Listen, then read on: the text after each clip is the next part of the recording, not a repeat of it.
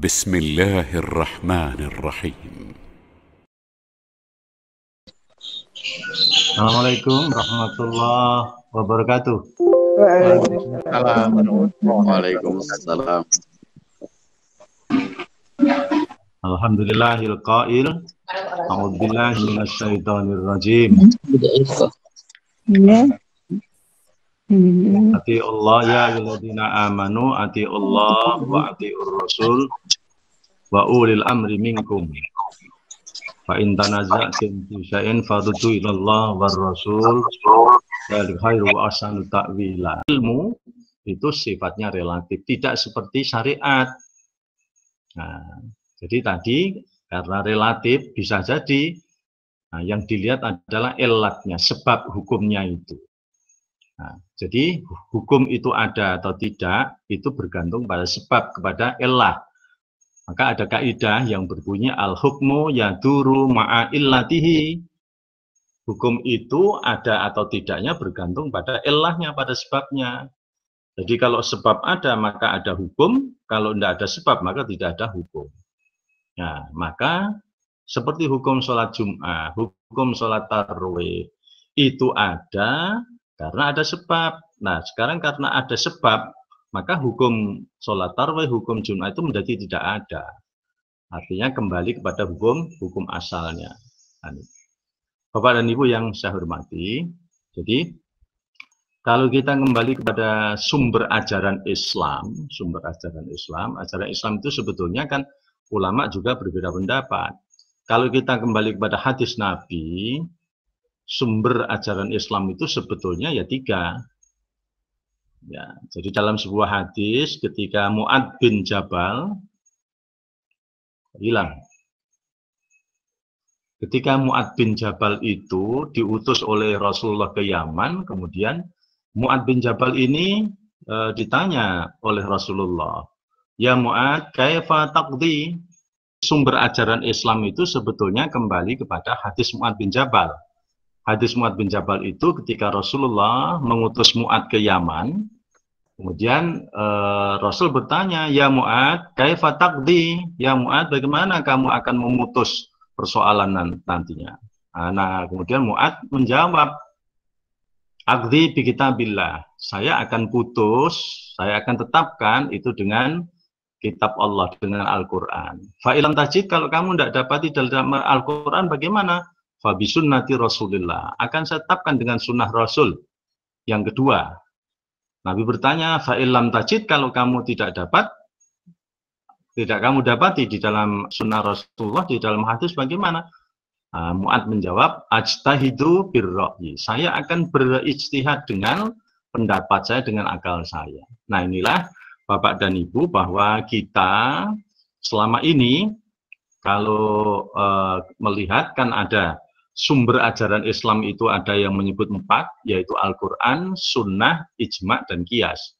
Ini adalah pendapatnya ulama Abdul Wahab Khalaf. Tapi kalau kita kembali kepada Ali Hasabullah dan juga kembali kepada hadis Nabi ini, bahwa sumber ajaran Islam itu ya yang asli itu adalah Al-Quran, Sunnah, yang kemudian yang ketiga adalah ijtihad itu. Jadi ijtihad ini itu disebut dengan metode berpikir gitu. Nah, maka sekalian kalau kita menempatkan akal itu sebagai alat untuk berijtihad, ya tergantung. Kalau dulu itu masih berpendapat bahwa posisi akal itu dan Al-Quran itu posisinya adalah hubungan struktural, atas dan bawah.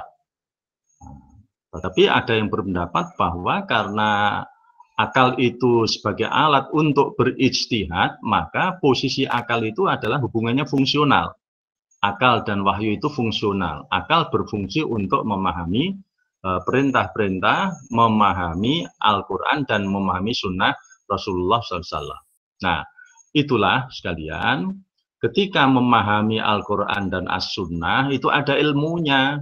Nah, ilmu itulah yang kemudian disebut dengan, biasa disebut dengan hukum Islam, yang orang secara akademik menyebutnya dengan fikih.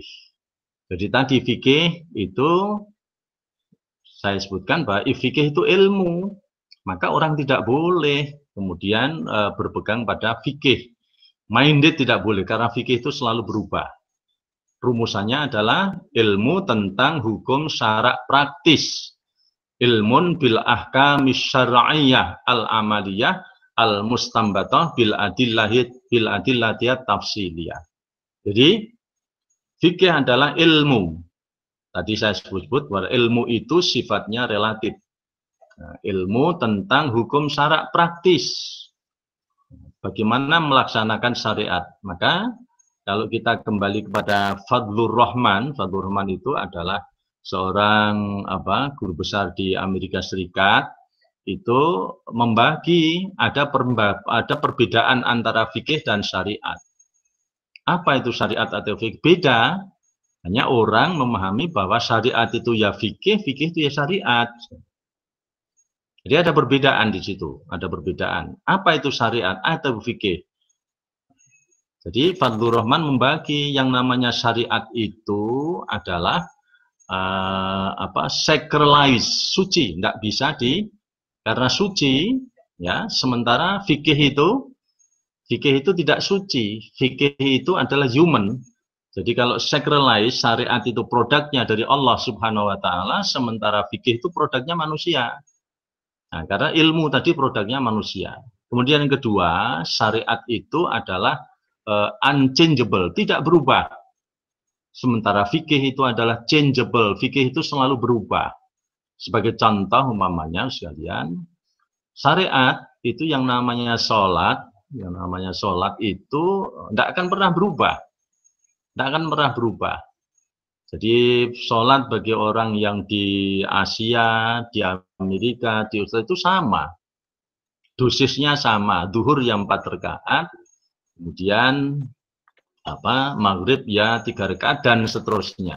Tapi ketika fikih itu menjadi berubah. Nah, bagaimana fikih itu bisa berubah? Jadi fikih itu bisa berubah karena ada elat itu tadi. Jadi sebagai contoh umpamanya ketika seseorang melakukan sholat di perjalanan. Sholat di perjalanan itu apakah seperti sholat tamam, sholat safar atau sholat tamam, apakah sama? Tidak lah, disitulah berlaku ketentuan-ketentuan fikih. Nah, dengan fikih itulah kemudian orang bisa melaksanakan syariat itu. Jadi umpamanya contoh lain umpamanya tayamum. Tayamum itu ketika fikihnya orang Jepara, fikihnya orang Mayang, itu bisa saja mengambil debu karena di sana debunya masih banyak. Tapi ketika di Jakarta itu sudah tidak ada debu di sana. Orang tidak akan menyaring debu kemudian dipergunakan untuk tayamum. Nah, tapi di Jakarta sudah tidak perlu debu lagi. Ketika orang di pesawat sudah tidak perlu debu lagi. Inilah yang dimaksud dengan fikih. Jadi fikih itu adalah pemahaman dari syariat itu sendiri. Karena produknya manusia, maka fikih itu selalu berubah. Jadi tidak usah heran, maka fikih itu luas sebetulnya. Tapi orang tidak boleh berpegang secara minded terhadap fikih, itu tidak boleh. Kemudian yang ketiga, jadi tadi yang pertama bahwa syariat itu sacralized, syariat itu adalah suci, yang menciptakan adalah Allah, sementara manusia, fikih itu adalah produk manusia. Karena produk manusia, ya maka dia tidak suci, tidak boleh berpegang pada fikih. Kemudian yang kedua, syariat itu adalah unchangeable, tidak berubah. Nah, fikih itu selalu berubah, changeable. Ini yang perlu kita pahami bersama. Jadi antara syariat dan fikih itu selalu berubah sekalian.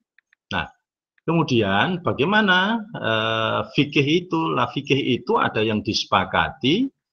Nah, kalau yang disebut dengan hukum Islam itu ada hukum-hukum yang disepakati atau disebut dengan muttafaq alaih atau dengan mujma' alaih, yang disepakati.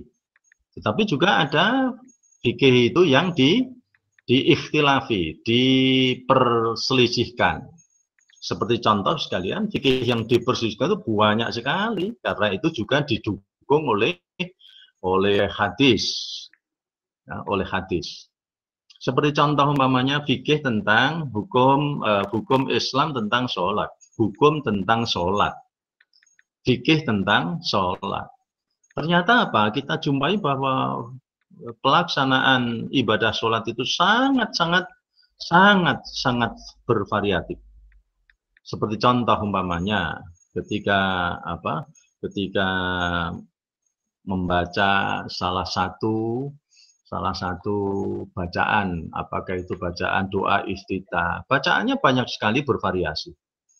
Nah, kemudian juga ketika membaca basmalah di dalam sholat, itu juga sangat bervariasi. Para ulama berbeda pendapat. Karena apa? Ada pemahaman di situ yang berbeda. Termasuk Bapak dan Ibu, wudhu saja itu Al-Quran memberi ruang untuk berbeda pendapat. Coba kita awali dari hukum Islam, dari fikih tentang wudhu itu sendiri. Kalau kita baca tentang surat Al-Baqarah, idza kumtum ilas sholati faghsilu wujuhakum, surah Al-Maidah ayat 6 ya. Surah Al-Maidah ayat 6 itu bunyinya kan idza kumtum ilas sholati faghsilu wujuhakum wa aydiyakum ilal marafiq wamsahu biru'usikum wa arjulakum ilal ka'bain. Yang artinya jika kamu hendak sholat, maka hendaklah kamu berwudu. Bagaimana cara berwudu itu sudah ditentukan oleh Al-Quran. Tapi kan juga masyarakat memperoleh informasi yang berbeda-beda. Menurut ayat ini bahwa yang namanya wudhu itu ya hanya untuk sholat. Tapi ada juga yang berpendapat bahwa ketika memegang Al-Quran harus dengan wudhu, ketika baca Al-Quran. Sebetulnya kan keluar dari teks itu. Bapak dan Ibu yang saya hormati. Nah, kita mulai dari tadi ayat tentang wudhu itu yang memberi ruang kepada kita untuk berbeda. Itulah fikih. Jadi ayat ke-6 surah Al-Maidah itu tadi bunyinya kan idza kuntum ilas sholati faghsilu wujuhakum. Kalau kamu hendak sholat maka basuh mukamu. Ya, kemudian wa aydiyakum ilal marafiq, basuh tanganmu sampai siku. Kemudian yang ketiga wamsahu biru'usikum, surah Al-Maidah ayat yang ke-6 itu hendaklah basuh kepalamu. Nah, di sini sudah mulai terjadi perbedaan. Wamsahu biru'usikum, basuhlah kepalamu. Ada di situ berbeda, ulama berbeda pendapat bagaimana cara membasuh kepala. Nah, itu yang menjadikan perbedaan pendapat adalah huruf ba itu, wamsahu biru'usikum. Surah Al-Maidah, kalau Bapak dan Ibu di situ ada Al-Quran, itu dibaca wamsahu biru'usikum. Basuhlah sebagian kepalamu. Nah, huruf ba di situ, Bapak dan Ibu, mempunyai makna yang berbeda. Maka ulama berbeda pendapat itu. Ada yang ba itu litab'id, sebagian. Seperti Imam Syafi'i itu kalau membasuh kepala kan cukup sedikit aja, cukup dibasuh di kepala bagian depan sedikit itu sudah cukup. Sudah cukup itu. Tapi ada juga yang berpendapat bahwa ba itu lil ilsaq, maka harus dibasuh semua. Dari mulai depan, jadi kalau mulai depan begini, kemudian ke belakang kembali lagi. Nah, ini yang disebut dengan perbedaan itu sendiri ada di dalam Al-Quran. Jadi Al-Quran sendiri itu memberi peluang kepada kita untuk berbeda pendapat itu sekali. Nah, terus mana yang benar? Nah, silahkan. Ada yang berpendapat, ya sudah, kita ketika mengikuti pendapat Imam Syafi'i ambil saja sebagian kecil, bahkan 4 helai rambut saja sudah cukup ketika seseorang itu berwudu membasuh kepala sekali. Bapak dan Ibu yang saya hormati, jadi ketika seseorang itu memahami fikih memahami Al-Quran dengan ilmu, itu tidak ada yang saling menyalahkan, karena masing-masing ada sumbernya, masing-masing ada alasannya. Seperti yang contoh itu tadi disebutkan bahwa wamsahu biru'usikum. Dan masih banyak contoh di dalam Al-Quran ketika Al-Quran itu memberi ruang untuk berbeda pendapat. Nah, maka sekalian pada surah An-Nisa ayat 56 yang saya baca di awal tadi, fa in tanaza'tum fi syai'in, kalau kamu buntu di dalam menyelesaikan persoalan, farudduhu ilallahi wa rasul, kembalilah kepada Allah dan Rasulnya. Nah, ketika kembali kepada Allah dan Rasulnya, yang mana kembali Allah dan Rasul? Nah, ketika kembali kepada Allah dan Rasulnya, ternyata Al-Quran dan Sunnah sendiri juga memberikan perbedaan pendapat sekalian. Nah, tetapi kalau kita sudah paham tentang ilmu fikihnya itu, karena fikih itu adalah ilmu, maka sebetulnya tidak ada yang salah. Hanya kemudian sekalian masing-masing karena sumbernya berasal dari Al-Quran itu sendiri. Bapak dan Ibu yang saya hormati. Jadi ketika kita membicarakan tentang saya diberikan materi tentang hukum Islam itu ya fikih. Hukum Islam ya fikih. Hanya kebetulan disiplin saya itu fikih perbandingan.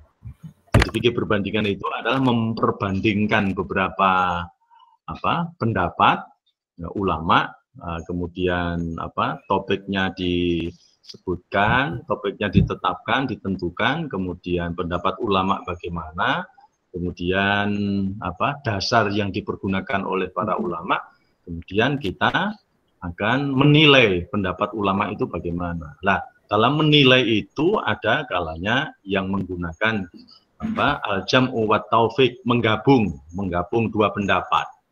Kemudian ada yang tarjih. Tarjih itu adalah memilih pendapat yang paling kuat. Memilih pendapat yang paling kuat. Mana yang Bapak dipakai, dilihat saja, tinggal metode mana yang kita gunakan. Kalau di manhaj tarjih itu menggunakan al-jam' wa taufik, menggabung. Dengan menggabung itu sebetulnya lebih moderat, karena dua dan beberapa pendapat itu bisa diambil semua. Menggunakan yang ini juga boleh, menggunakan ini juga boleh. Nah, contoh menggabung, Bapak dan Ibu, menggabung pendapat atau yang disebut dengan al-jam' wa taufik itu adalah seperti sholat gerhana. Sholat gerhana itu bagaimana? Sholat gerhana itu hadisnya kan juga ada yang satu rakaat itu satu Fatihah, ada yang satu rakaat itu dua Fatihah, dua rukuk, satu rakaat itu dua Fatihah. Ini kan kemudian bagaimana kalau kita kembali kepada itu? Nah, kembali kepada pendapat-pendapat yang sudah ada. Nah, karena pendapat yang berbeda inilah mau kita gabung atau mau kita pilih yang terkuat. Nah, kalau manhaj tarjih itu sebetulnya menggabung, karena ada manhaj yang berbunyi al-jam'u wa taufik. Kemudian akan dicarilah, ditentukan mana yang lebih dekat dengan sunnah. Sekalipun sunnah sendiri, hadis sendiri juga di sana ada perbedaan. Ini salah satu contoh bagaimana ketika kita berbicara hukum Islam atau fikih, dan ternyata fikih itu sangat luas. Hanya persoalannya adalah orang-orang yang atau sekelompok umat Islam yang selalu minded dengan fikih tidak bisa berubah. Oleh karena itu, karena fikih itu produk manusia, ya kita tidak boleh berpegang pada pendapat manusia itu. Jadi ketika kita berpegang kepada fikih, ya fikih itu hanya sebagai pertimbangan saja. Fikih sebagai pertimbangan, meskipun ya kita ketahui bahwa fikih fikih hukum Islam itu ada karena dipengaruhi oleh beberapa faktor. Bisa faktor sosiologis, bisa faktor faktor teknologi, bisa faktor macam-macam faktor yang mempengaruhi lahirnya hukum Islam itu sendiri atau lahirnya itu sendiri. Maka fikih itu tetap menjadi berbeda dan dipertimbangkan kelahirannya. Eksistensinya itu dipertimbangkan.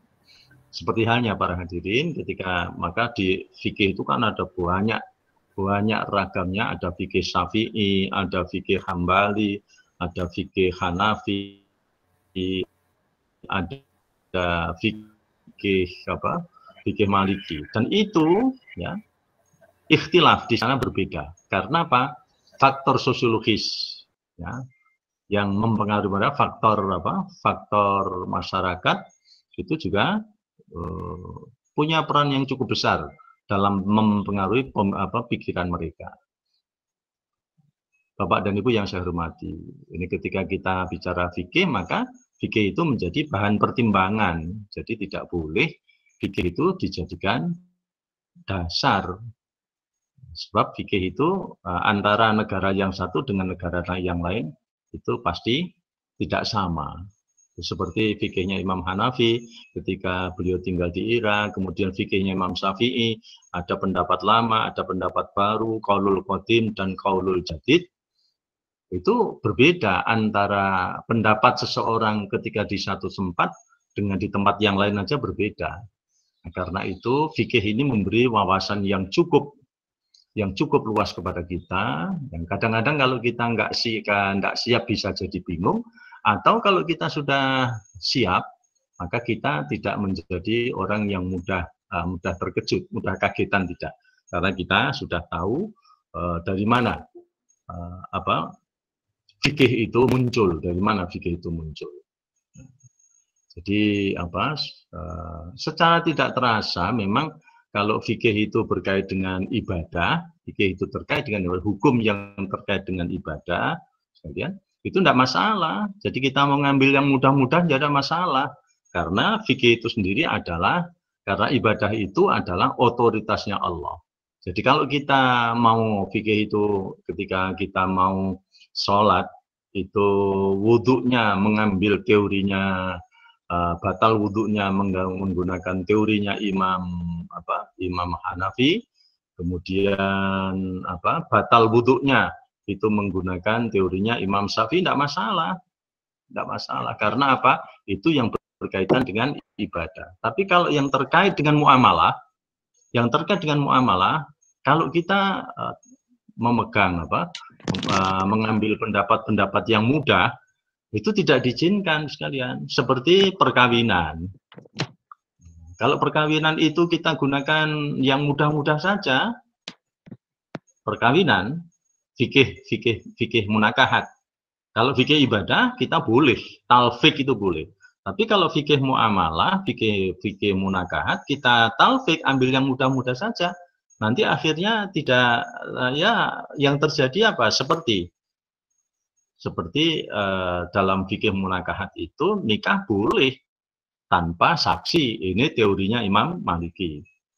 Kemudian yang kedua, nikah itu boleh tanpa wali. Itu teorinya Imam Hanafi. Nah, kalau ini kita ambil yang mudah-mudah saja, masing-masing pendapat fikih, jadinya nikah bisa tanpa wali dan nikah tanpa saksi. Jadinya apa? Kumpul ontol sekalian.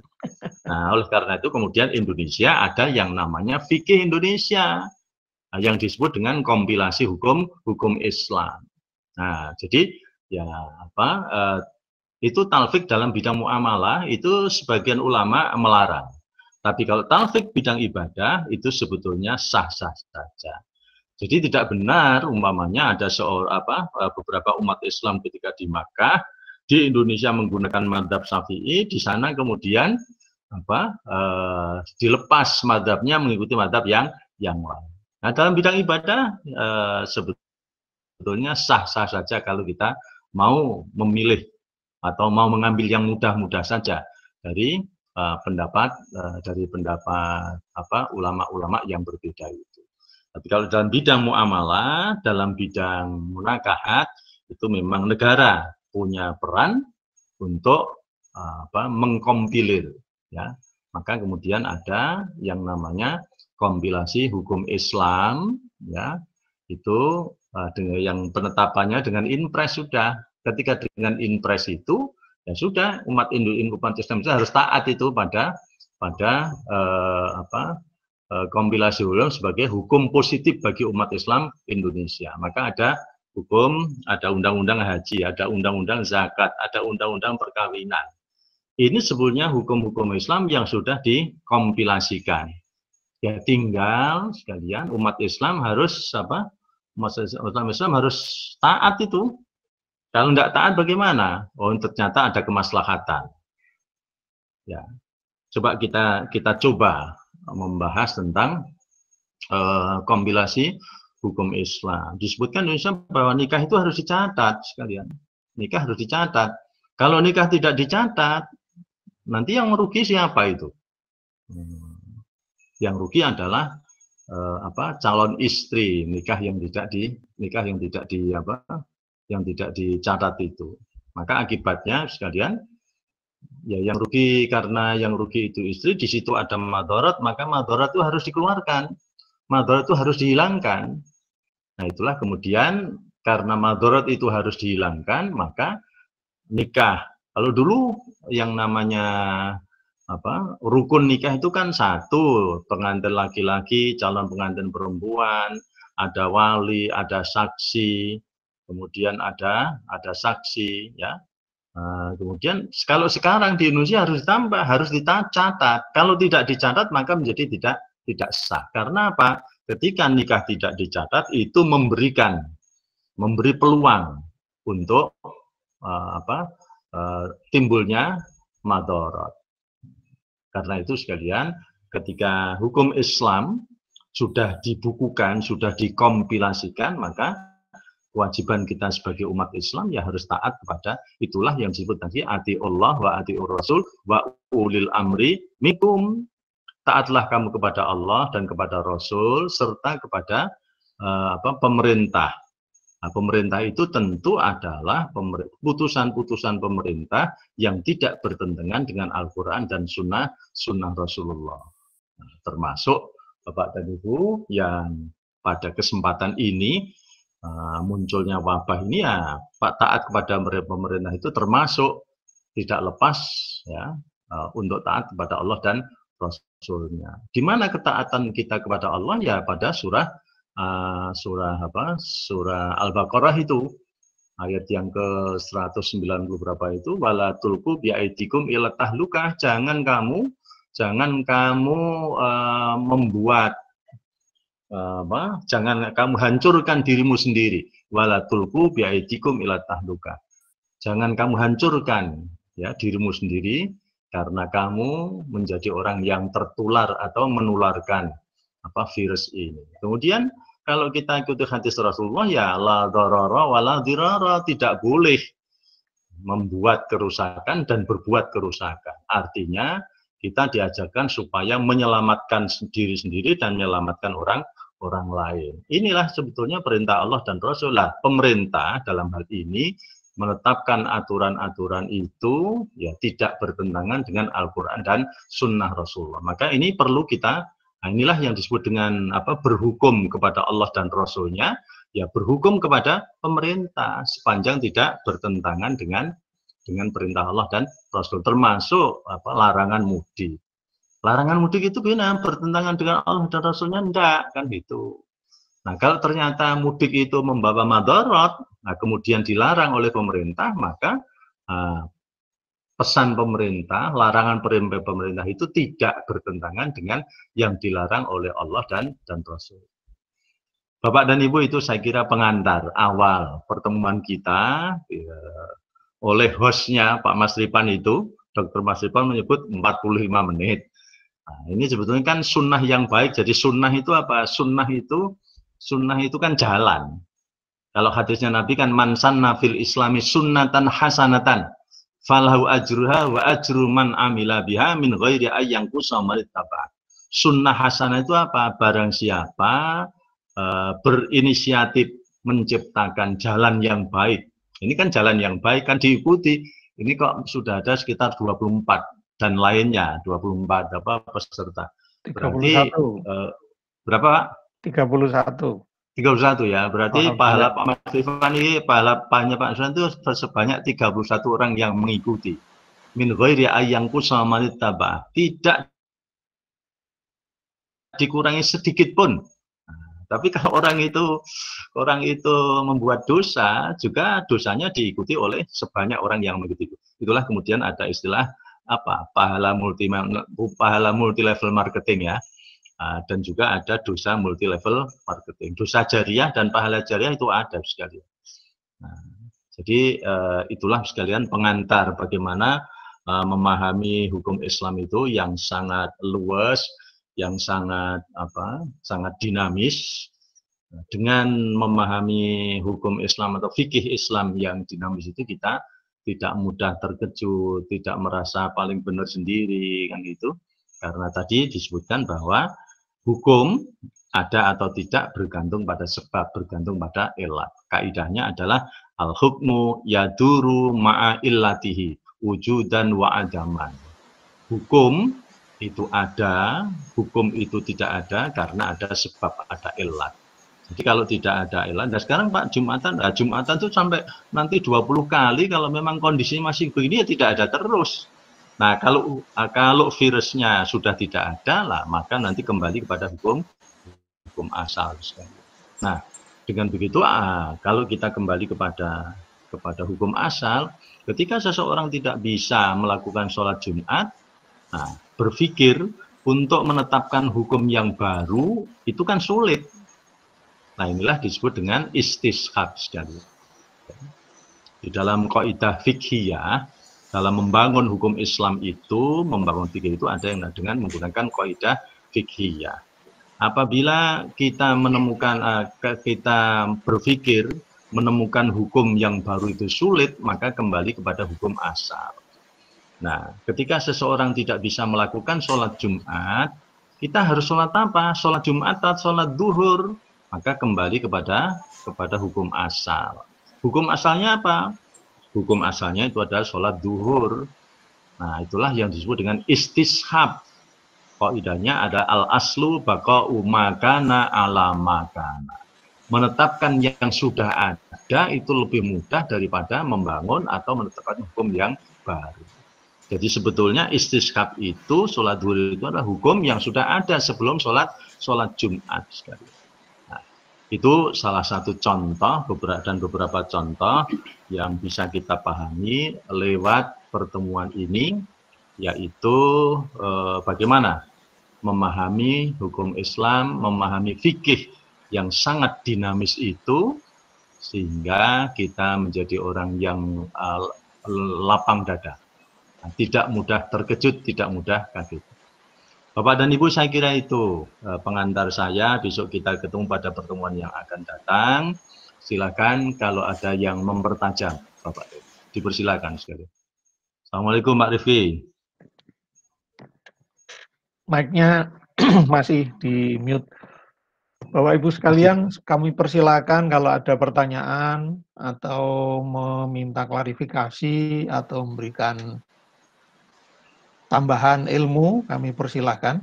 Tinggal membuka mic-nya yang ada gambar mic, dipencet, nanti Bapak Ibu bisa menyampaikan apa yang ingin disampaikan.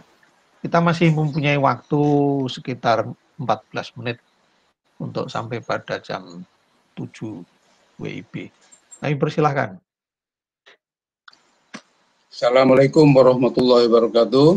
Waalaikumsalam warahmatullahi wabarakatuh. Ini luar biasa, ini Prof. Rifki bergabung di sini. Ya. Nah, mau tanya pada Ustadz Rosrihan tuh tentang atiullah wa atiur rasul wa ulil amri minkum. Nah, perkataan ulil amri itu kan tidak harus mengacu pada pimpinan tertinggi dari suatu tempat, misalnya suatu negara gitu. Kan bisa aja ulil amri kita adalah ketua Muhammadiyah, atau kalau di ulil amri di kantor ya rektornya atau kepala kantor dan sebagainya. Apakah begitu, Ustaz? Makasih. Wassalamualaikum warahmatullahi wabarakatuh. Waalaikumsalam warahmatullahi wabarakatuh. Monggo Langsung ya, Prof. ya, Rifki ya. Prof. Nggih. Langsung aja, betul itu. Jadi memang yang namanya ulil amri itu tidak mesti pemerintah, tapi penguasa di antara kamu. Maksudnya penguasa di antara kamu, kalau rumah sakit ya taatnya kepada direktur rumah sakit, kan gitu. Tapi kalau pas di perguruan tinggi ya taatnya kepada rektor. Kalau di organisasi ya taatnya pada pimpinan organisasi. Tapi dalam masalah-masalah yang mendesak kedaruratan, memang taatnya ketaatan itu pada apa? Pada satu kesatuan. Jadi seperti ini sekalian, kondisi semacam ini kan taatnya memang harus kepada yang punya otoritas. Jadi tidak bisa masyarakat awam menggunakan pendapatnya sendiri, nah, kemudian taat kepada pimpinan yang tidak mempunyai otoritas, semuanya bidang kesehatan. Kalau di pimpinan organisasi kan jelas, karena ada majelis, Kalau di Muhammadiyah ada yang majelis tarjih, karena majelis tarjih ini kan lembaga yang memang mempunyai otoritas keagamaan. Jadi kalau Muhammadiyah itu, kalau organisasi yang mempunyai otoritas organisasi adalah Muhammad, tapi yang mempunyai otoritas keagamaan adalah majelis tarjih. Sehingga ketika pimpinan organisasi memberikan fatwa, itu jelas sudah ditetapkan oleh majelis tarjih. Nah, kalau di perguruan tinggi, tentu ya pimpinannya perguruan tinggi harus taat kepada rektornya. Kalau di rumah sakit ya harus taat kepada direktur rumah sakit. Nah, ini kalau kaitannya dengan kasus-kasus yang mendesak semacam ini, taatnya kepada yang punya otoritas, yaitu bidang kesehatan. Saya kira begitu, Prof. Masih ada tambahan dari Prof. Rifki atau sudah? Kalau sudah, yang lain kami persilakan kalau ada. Kalau untuk ini cukup, Prof. Terima kasih. Terima Prof. Yang lain masih ada waktu kurang lebih 10 menit lebih sedikit. Kalau ada yang ingin bertanya, ini sangat menarik sekali. Kita bersyukur bisa mendapat ilmu dari Ustadz Rosihan ini, hingga nanti kita bisa mempunyai ketenangan hati ya. Banyak sekarang ini kan zaman medsos itu pendapatnya bisa 1.100 atau 100.000, wah, luar biasa. Tapi kalau kita punya ilmunya, kita bisa mengamalkan agama ini dengan tenang. Silakan kalau ada, masih ada. Ini alhamdulillah juga hadir Ustadz Arif Rahman di tengah-tengah kita. Kemudian Prof. Rifki tadi, alhamdulillah. Mungkin dari Padang ada pertanyaan, Bang Dr. Hadril Busudin. Atau dari Malaysia, tadi saya lihat ada saudara saya, Hidir. Dari Hidir.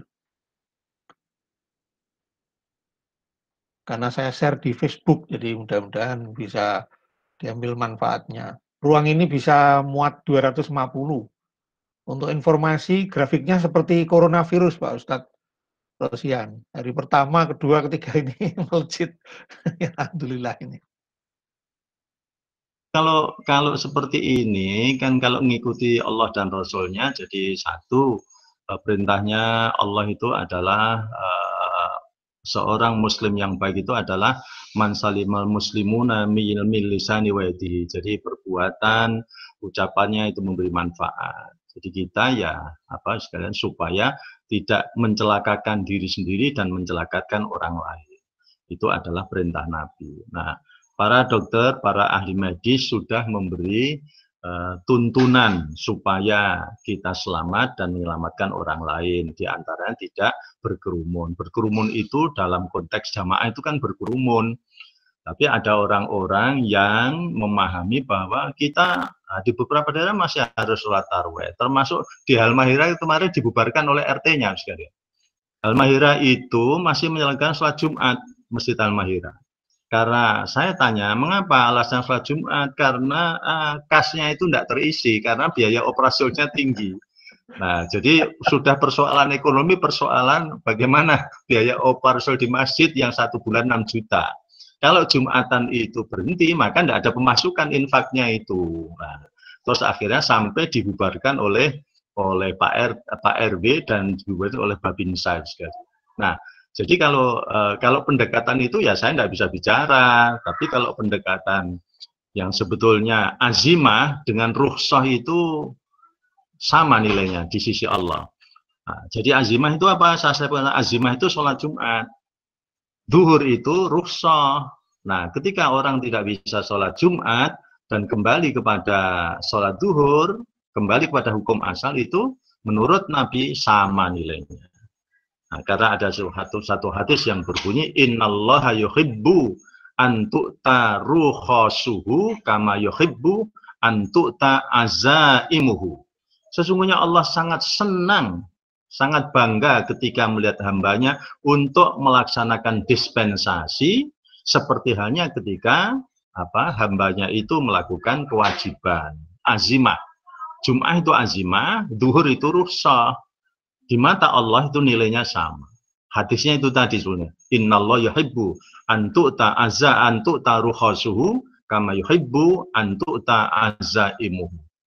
Allah itu sangat bangga, Allah itu sangat suka ketika orang itu mengambil rukhsahnya sebagaimana seseorang itu melaksanakan azimahnya. Jadi ketika seseorang di perjalanan Bapak dan Ibu, kemudian orang itu masih sholat tamam duhur 4 rakaat umpamanya, asar 4 rakaat, itu sebetulnya bagi mereka yang melakukan orang yang nggak ngerti hadis itu, nggak ngerti fikih, nggak ngerti hukum Islam. Kalau yang ngerti hukum Islam ya sama. Jadi kita di perjalanan sholatnya duhur 2 rakaat, sholat asarnya 2 rakaat, itu nilainya sama dengan 4 rakaat sekali. Nah, belum lagi nanti kalau seperti itu akan berkembang seperti nanti ketika kita mengambil, umpamanya ada yang sibuk seperti Prof. Rifki, itu yang sehari mulai jam 6 sampai jam 6 sore tidak pulang. Nah, itu sholatnya boleh dijamak qashar apa enggak? Itu nanti kita bahas pada pertemuan yang akan datang. Nah, gitu. Ya, terima kasih Ustaz. Yang lain mungkin ada pertanyaan? Silakan dibuka mic-nya kalau mau bertanya. Mic-nya belum ada itu. Dimatikan mohon dihidupkan kembali Pak Parni, mic-nya ada yang mau tanya itu, Bu Ismi.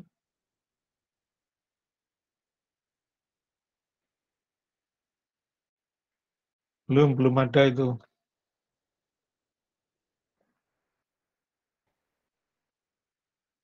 Nggak bisa ya. Pak Parni, dikunci itu kelihatannya. Semua mic. Mohon dihidupkan, ada yang mau tanya.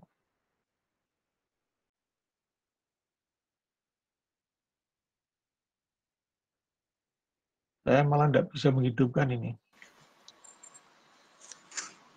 Udah bisa? Belum?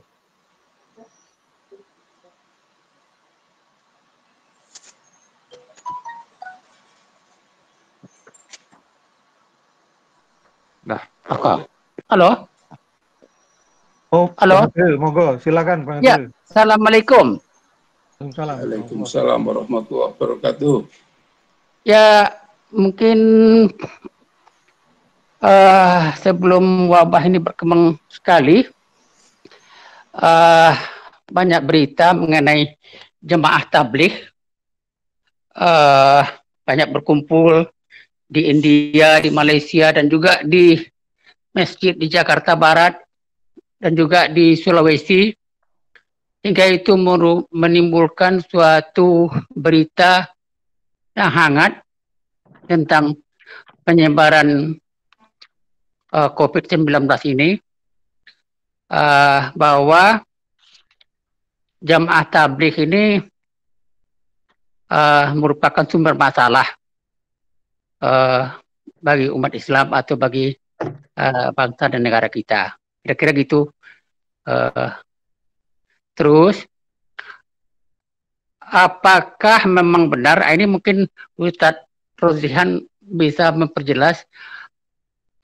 Saya pernah membaca dan pernah mendengar bahwa hadis-hadis yang dipakai oleh jamaah tabligh itu tidak sahih atau kebanyakan hadis palsu. Jadi mungkin saya sekarang mempunyai analisa begitu, majelis tabligh itu timbulnya masalah dan itu menimbulkan banyak timbul di media sosial, merupakan sumber penyebaran, banyak menyebarkan, dan ini memang dibesar-besarkan juga rupanya dalam media, sehingga membuat citra umat Islam kurang baik di mata non-muslim. Ini mungkin apakah karena jamaah tabligh itu pemahaman dengan hadis-hadisnya itu yang lemah, atau memang mereka memang betul banyak memakai hadis-hadis yang dhaif atau hadis yang palsu? Mungkin saya minta penjelasan lebih luas Pak Ustadz Rosihan. Terima kasih. Wassalamualaikum warahmatullahi wabarakatuh. Waalaikumsalam warahmatullahi wabarakatuh. Silakan Ustadz Rosihan. Terima kasih Bapak. Jadi begini kan, ketika kita belajar hadis, keilmuannya kan begini. Ada yang mempelajari hadis itu kelompok yang namanya kelompok mutasyadid, ketat. Nah, kemudian ada kelompok mutasahil, kelompok yang sangat ringan dalam memahami hadis. Kemudian yang ketiga adalah kelompok mutawassit, ada yang moderat. Nah, dari segi pemahaman ada yang semacam itu, Bapak Juremi ya. Nah, tetapi tadi saya sebut bahwa dalam melaksanakan ajaran Rasulullah yang disebut dengan hadis atau melaksanakan Al-Quran, itu kan ada ilmunya. Nah, ilmu itulah kemudian yang dipergunakan untuk melaksanakan ajaran Al-Quran dan ajaran sunnah Rasulullah SAW. Nah, persoalannya adalah karena tidak ada ilmu, maka ada yang namanya ilmu mustalahul hadis.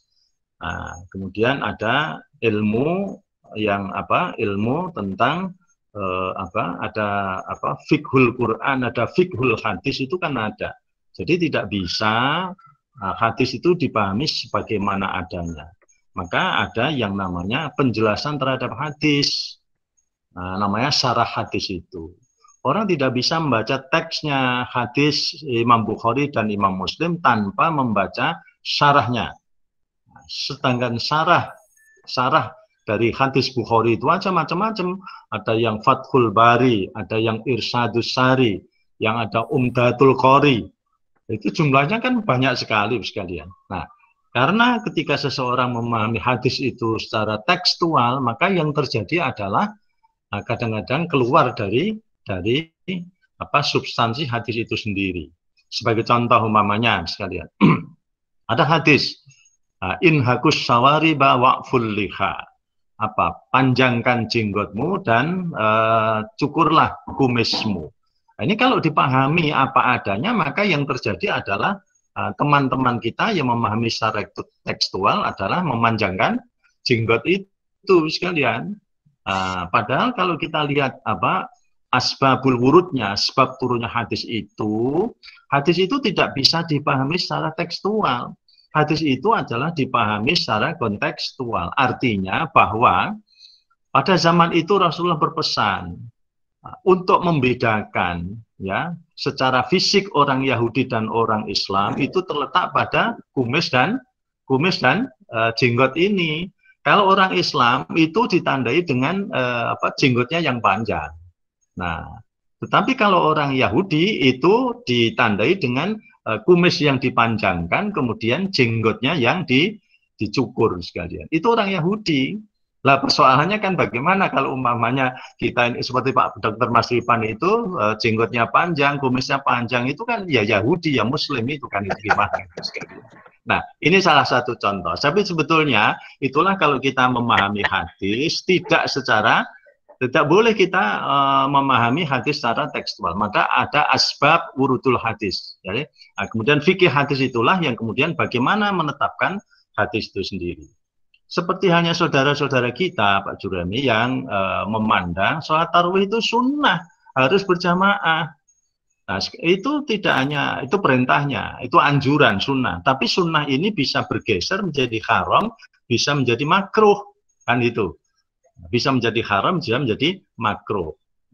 Jadi itu karena apa? Karena sebab, karena elat itu tadi, karena sebab hukum. Nah, saudara-saudara kita yang tergabung dalam majelis tablik itu, ini minta maaf karena mereka memahami hadis itu secara tekstual, tidak bagaimana fikhul hadisnya, fikih hadisnya, ilmu tentang hadisnya bagaimana, harus dilihat dari sababul wurud. Maka Fadlur Rahman itu ketika orang tidak bisa, maka Fadlur Rahman itu menyebutkan bahwa salah satu untuk memahami hadis adalah ilmu sababul wurud itu. Nah, jadi harus menetapkan hukum-hukum dari hadis itu juga harus lengkap, tidak hanya secara tekstual saja, sekalian. Nah, saya kira kalau begitu, Pak. Jadi ini masih ada di sekeliling kita. Oh, tetap tarwih meskipun dijaga. Loh, tidak tarwih. Tarwih di masjid dan di rumah itu kan nilainya sama kalau kita berpegang pada hadis Nabi tadi. Jadi antara hadis yang satu dengan yang lain harus dibaca bersama. Seperti Al-Quran juga begitu. Maka ada tafsir Quran bil Quran. Ayat yang satu menjelaskan tentang terhadap ayat yang lain. Tidak bisa diambil satu potong sepotong. Nanti kalau diambil sepotong-potong artinya begitu semacam itu.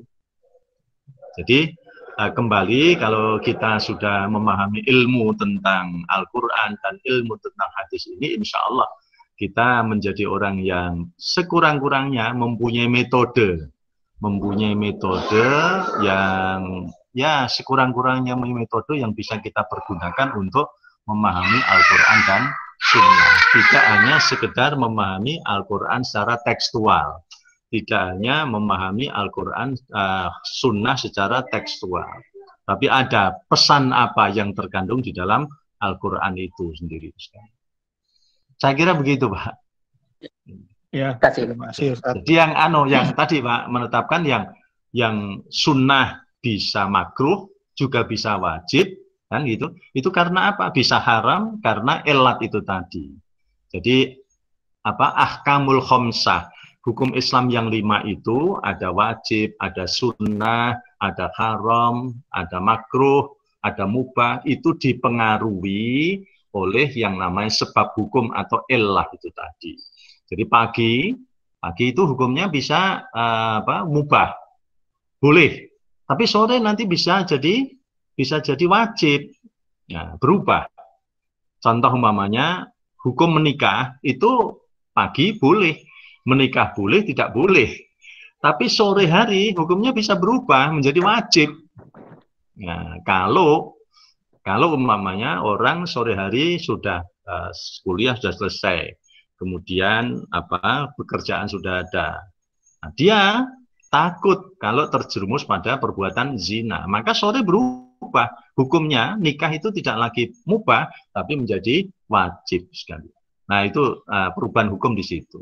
Nah, saudara-saudara kita, teman-teman kita yang hanya berpegang pada sunnah saja tapi tidak bisa memahami fikih sunnahnya. Nah, maka ada fikih sunnah kan, buku fikih sunnah yang ditulis oleh Said Sabiq itu. Nah, fikih sunnahnya, fikhul Qur'annya bagaimana? Nah, ketika orang bisa memahami fikhul Qur'an dan fikhul hadis itu, nanti insya Allah kita akan terasa lengkap dalam melaksanakan ajaran syariat. Saya kira gitu Pak Mas Ivan. Sudah jam 6. Ya, sudah jam 7 ya. Karena mungkin ada aktivitas lain. Mari kita niatkan besok kita ngaji lagi, karena ini alhamdulillah banyak ulama, banyak ustadz, banyak ilmuwan yang bergabung. Mudah-mudahan akan menambah ilmu kita dalam melaksanakan agama ini dengan sebenar-benarnya atau sesungguh-sungguhnya. Terima kasih pada Ustadz Dr. Rosihan atas tausiahnya dan diskusinya. Jazakumullah khairan. Marilah Bapak Ibu sekalian. Oh ya, sebelumnya mau ada sedikit tambahan Ustadz, ini karena ada hadis juga yang perlu disampaikan pada para jamaah. Afdhalus sholatil mar'i fi baitihi ilal maktubati. Jadi sebenarnya kalau tarawih kan di rumah nggak apa-apa sebenarnya, tapi karena sudah kulino dalam tanda petik kalau Ramadan tuh rame-rame ke masjid sehingga kangennya mungkin nggak ketulungan itu ya mengadakan apa namanya kegiatan terus walaupun COVID ini dilarang untuk berkumpul itu. Mungkin demikian, nanti kita bahas lagi di waktu-waktu yang lain. Untuk ini mari kita akhiri dengan membaca Sayyidul Istighfar dan Raditu Billahi Robba 3 kali. Mudah-mudahan Allah akan menolong seluruh kegiatan kita pada hari ini. Mari bersama-sama. Allahumma anta rabbi la ilaha illa anta khalaqtani wa ana abduka wa ana ala ahdika wa wa'dika mastata'tu a'udzu bika mimma sana'tu abu ulaka bi ni'matika alayya abu ulaka bi dzambika fili fa innahu la yaghfiru dzunuba illa anta raditu billahi rabba wa bil islami dina wa bi muhammadin nabiyya wa rasulah raditu billahi rabba wa bil islami dina wa bi muhammadin nabiyya wa rasulah raditu billahi rabba wa bil islami dina wa bi muhammadin nabiyya wa rasulah. Mengucapkan terima kasih pada jamaah yang telah bergabung. Ini adalah lintas batas yang luar biasa. Grafiknya seperti COVID, dari pertama hanya di bawah 10, sekarang sudah di atas 30. Mudah-mudahan selanjutnya akan makin naik. Dan ini adalah fadilah yang luar biasa di bulan Ramadan. Inginnya ya 2 jam, tapi karena mungkin ada aktivitas, maka kita cukupi dulu sekian. Kita akhiri dengan kafaratul majlis. Subhanakallahumma bihamdika la ilaha illa anta astaghfiruka wa atubu ilaik. Billahi taufiq wal hidayah dari kami, mohon maaf kalau ada kekurangan khilafan. Dan Assalamualaikum. Dan jangan lupa besok saya kirimi lagi nanti siang. Assalamualaikum warahmatullahi wabarakatuh. Waalaikumsalam warahmatullahi wabarakatuh.